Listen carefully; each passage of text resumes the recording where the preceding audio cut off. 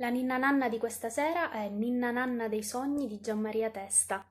Lui scrive: forse pensare di scrivere per i bambini è pura presunzione. Alla fine si scrive come sempre per se stessi o al massimo, quando si riesce, a quella parte ancora viva di noi che continua imperterrita a credere nei sogni.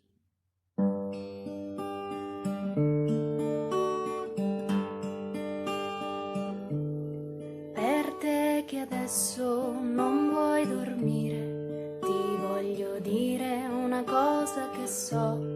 Dormono gli occhi di tutti nel mondo, dormono almeno un po'.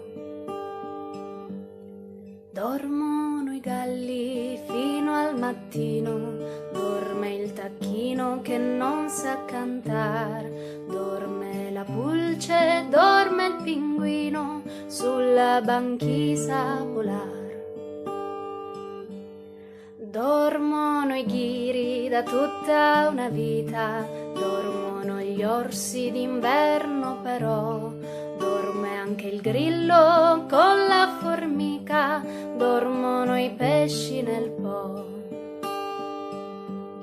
Chiudono gli occhi quando fa notte, volpi e marmotte coi baffi all'insù, fanno le fusa alla luna, alle gatte, ma dopo dormon di più.